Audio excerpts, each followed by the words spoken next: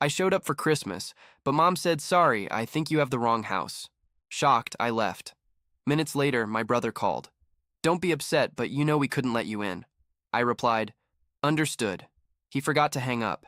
He still thinks helping with rent means he's automatically included.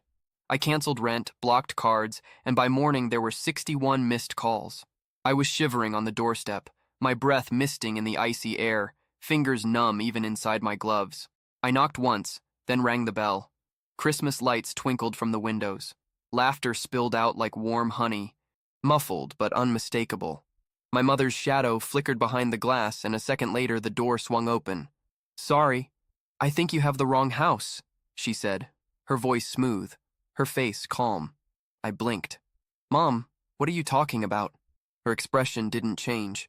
"I'm sorry, I don't recognize you." "Are you serious?" "It's me. It's—" The door clicked shut. No slamming, just a firm, final shut. I stood there, the cold biting through my coat, the sting reaching somewhere deeper. For a moment, I thought it was a joke, some cruel, twisted prank. But then I heard it. The muffled laughter, the clinking of glasses, the warmth of family cheer bleeding through the walls. I stumbled back, turned to leave, but my phone buzzed in my pocket. My brother's name flashed on the screen. I answered, my voice tight. "Don't be upset," he began, his tone somewhere between pity and irritation. "But you know we couldn't let you in." "What?" I whispered, still staring at the glowing windows, my vision blurring. "You know how things are, okay? It's complicated. Just please don't make a scene." "A scene?" My voice cracked, and I heard someone's muffled voice in the background. "He still thinks helping with rent means he's automatically included." Silence. Cold, crushing silence. I hung up without another word. My breath came in short, angry bursts, clouding the freezing air. I stood by my car, staring at the house I had helped save last year when Dad was behind on the mortgage, the house where I'd covered utilities, groceries, even Christmas gifts when Mom's budget was tight and they shut me out. Not just shut me out, acted like I didn't exist. My hands were steady as I unlocked my phone. I tapped the banking app, thumb hovering just a second before I started. First, the automatic transfer for their rent canceled. Next, the joint account where I sent money for emergencies gone. The secondary card I'd given my brother to help with gas blocked. Each click felt like a door slamming shut. I didn't feel a single flicker of guilt, only a cold, clear sense of finality. By the time I drove away, my phone was vibrating like a heartbeat. The screen lighting up with call after call. Mom, Dee, Dad, my brother, even my aunt probably thinking I was overreacting. But I didn't answer. I didn't even look. By morning, I had 61 missed calls, and I felt nothing. I wasn't always the outsider. For most of my life, I was the fix-it kid, the one who stepped in whenever there was a crisis. When Dad's job was restructured 3 years ago, it was my paycheck that kept the house from slipping into foreclosure. When Mom's emergency dental surgery came up, it was my car they swiped.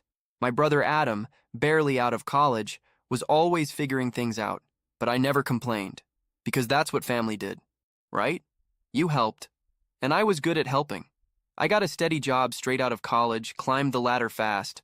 While they called it luck, I called it skipping nights out, eating instant noodles and living in a shoebox apartment for years. But none of that mattered, because whenever they needed something, I was the one they called Jacob. "Honey, we're a little behind on the electric bill. Can you help? Adam's having a hard time. Could you just spot him for gas? Sweetheart, your father's been so stressed. Could you help with the mortgage? Just for a bit?" A bit. Months turned to years. I became the silent safety net, invisible until needed. I still remember the first time I thought it was strange. Thanksgiving last year. I'd covered the entire dinner, the roast, the pies, even the overpriced bottle of wine Dad insisted on. But when it was time for the family photo, they shuffled me off to the side, told me to take the picture. "Come on, Jake," Mom said, waving me back. "Just wanted the family." I laughed it off. A little jab, a misunderstanding, that's all. But the little things started piling up. Adam got a brand new SUV for his birthday, a gift from our parents. When I asked why I never got anything close to that, Mom chuckled. "Oh, Jake, you never needed anything. You're so independent." Independent. The polite word for alone. I'd tried telling myself it didn't matter. I was the older brother, the reliable one. But then came the whispers. The little jokes that twisted like a knife. He thinks paying a few bills makes him part of the family. He's always throwing money around, but what else does he have? But the worst was Mom. Always there with a smile and a quiet, calculated cruelty. You know, Adam has such a bright future.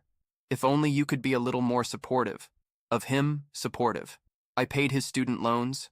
I covered his rent. When he quit his job to find himself, I even co-signed his credit card because he needed to build his credit. And when I tried to pull back, when I mentioned how tight my own finances were getting, Mom's voice would lower, soft and disappointed. Family is about sacrifice, Jacob. We were always there for you. There for me. I thought of my 27th birthday, the one they all forgot. I thought of the hospital bill I paid when Dad slipped on the icy porch, how they didn't even tell me he was better until 2 weeks later. I thought of the time I had to cancel a trip with friends because Adam called me, crying about needing help with rent again. But that Christmas night, standing in the cold, staring at the door they shut in my face, something changed. I wasn't their son. I was their sponsor. I remembered how last summer I paid for the roof repairs because the house was practically falling apart. I remembered how I'd slipped a $500 check into Mom's purse just to help out. And I remembered Adam's face at his birthday party, the one I paid for, beaming Mom, hugging him and saying, "We're so proud of you." Proud of what? His ability to leech off me. He still thinks helping with rent means he's automatically included. I sat in my tiny apartment, the blinking lights of my barely decorated Christmas tree mocking me. My phone kept buzzing with their mom. "Jacob, please pick up, it's Christmas." Adam, "Dude, stop being dramatic. Let's talk." Dad, "You know your mother is upset. Call her." But the words never changed. No apologies, no acknowledgement. Just commands like always. I leaned back, staring at the ceiling. How many years? How many times had I been the invisible lifeline, the silent sponsor of their picture-perfect family? The next morning I called the bank, canceled the automatic transfers. My name was pulled from the joint account I'd set up for emergencies. Mom's credit card, the one I co-signed, gone. The gas card Adam used in case of job interviews, blocked. Then I called the landlord, the one who managed the house they rented. A quiet, simple call. "Yes, I'm calling to update the account. Rent will no longer be paid from my account." I didn't leave a note. No explanation, just a cold, clean cut. I made coffee, watched the snow pile up outside. My phone kept buzzing, missed calls piling up, but I didn't answer. I didn't even watch. And for the first time in years, I felt something warm under the cold. Not guilt, not regret, but freedom. It took less than 24 hours for the explosion. The first call I picked up was my mother's, her voice already sharpened to a frantic edge. "Jacob, what did you do? The rent's not paid. The card isn't working." "Did you?" "I did," I interrupted, my voice calm, almost bored. "You can't just do this," she shrieked. "Your brother needs that card for gas. We need the rent covered. Your father is." "I don't care," I said. Silence for the first time. She had nothing to say. I could almost picture her standing there, her mouth opening and closing like a fish out of water. "Jacob," she whispered, the panic giving way to something colder. "You're being incredibly selfish." "Selfish?" I laughed, the sound sharp enough to sting. "Was it selfish when I paid your electric bill last month? When I covered Dad's prescription because his insurance didn't work? Was it selfish when I paid for Adam's entire graduation trip?" "That was a gift," she snapped, the warmth gone, replaced with the ice of accusation. "A gift is something you give freely, not something you demand. You know how hard it is for your brother. Not everyone's as comfortable as you are." "Comfortable?" I laughed again, this time louder. "Is that what you call it? Working 60-hour weeks while he plays video games? Watching you shower him with praise for his potential while I'm nothing more than a walking ATM? You need to calm down," she snapped. The words clipped and sharp. "Family is about sacrifice." "Then sacrifice something," I shouted, and the words were out before I could stop them. "Sacrifice that new SUV you got, Dad. Sacrifice the vacations you keep posting about. Sacrifice Adam's struggle and tell him to get a job." There was a hiss on the other end, a sharp intake of breath. "I don't recognize you anymore, Jacob. You're being cruel." "No, Mom, I'm being clear." I let the silence hang for a second. "Then I'm done." I hung up. The next call came from Adam, his voice quieter but just as venomous. "Bro, what is wrong with you? Mom's crying. Dad's freaking out. You just, you just cut us off? Yes. Dude, you can't just do that. We're family. No, we're not. Not anymore. Are you serious right now? His voice froze, the fake shock barely masking the fury. All this because of some money? You've lost it because of money? I hissed. You mean the money I've spent paying your rent? Your credit card? Your stupid streaming subscriptions? Or maybe you mean the money I used to keep the lights on at Mom and Dad's house because they were too busy pretending to be upper class to pay their bills. You're such a no. I'm awake. I finally see it. You think I'm just the guy you call when the world's falling apart. But I'm not.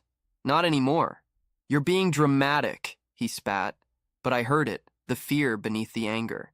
You're really going to ruin Christmas over this? Christmas? I laughed again. Was I even invited to Christmas? Or was I just the one expected to pay for it?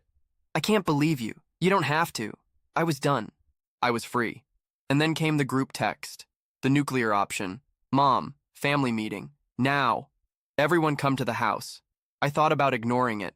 About staying in my warm, quiet apartment, letting them scream into the void. But a dark, cold fury was already pulsing in my veins.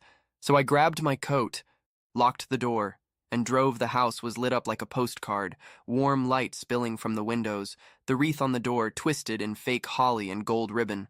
I stepped inside without knocking. They were all Mom, her face blotchy and tears streaked. Dad pacing by the fireplace, his fist clenched.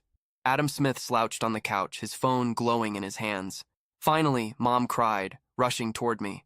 Jacob, this has gone too far. We're family.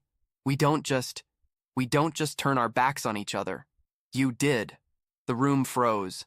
I saw the shock in her eyes, the way Dad's pacing stopped. Even Adam looked up, his mouth falling open. You did. The moment you closed that door on me, the moment you shut me out, laughed about me behind my back, the moment you decided that I was nothing but a wallet to you. That's not true. Mom gasped. You're a son. Am I? I stepped forward, feeling the heat in my chest, burning through the cold. Because I was here when you needed rent, when you needed the roof fixed, when Dad needed his car repaired. But Christmas? I was nothing. Not even a knock on the door. Just shut out. Jacob, you don't understand, Dad began, his voice low, almost pleading. Then explain it to me, Blaine. He glanced at Mom, then at Adam. No one spoke. Exactly. I turned to leave. Wait. Mom's voice was sharp, desperate. You can't just leave. We're family. Family means sacrifice, I cut in. Then start sacrificing. Because I'm done. Adam jumped up, his face red. Oh, so what? You're going to take your money and run? Go cry in your fancy apartment while we suffer? Suffer? I laughed in his face. You're 24 and still living off your parents. You're not suffering. You're freeloading. Enough. Dad's voice boomed. Jacob, we can fix this. Just come back. Help out like you always do. No. Mom's face twisted, her voice breaking. Jacob, please. We're your family. We love you. I looked at her, at Dad's stunned silence, at Adam's twisted scowl. I felt nothing. Nothing but cold, clear certainty. Love, I whispered. You love my money. But me? I was just convenient. And then I turned, walked out the door, and left them standing in the glow of their perfect warm house. The cold bit at my face, but it felt like freedom. My phone buzzed and I let it ring until the screen went dark and the road stretched ahead of me, clear and quiet. My phone was a storm. Calls, texts, voicemail after voicemail, a relentless flood.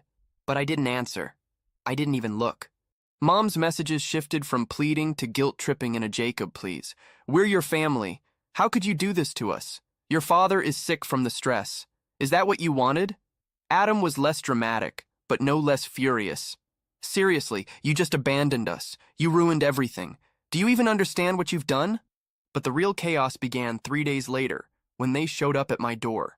Mom's face was blotchy, her eyes red and swollen. Dad loomed behind her, stiff and sullen, his hands shoved deep into his coat pockets. We need to talk, Mom demanded, pushing forward. But I blocked the doorway. No, we don't. What do you mean we don't? Dad's voice was low, but the threat was there, simmering. You've turned our lives upside down. Canceled cards, stopped the rent payments. Are you out of your mind? I leaned against the doorframe, arms crossed out of my mind for finally saying no. This isn't just about you. Jacob, Mom's voice broke, the tears coming instantly.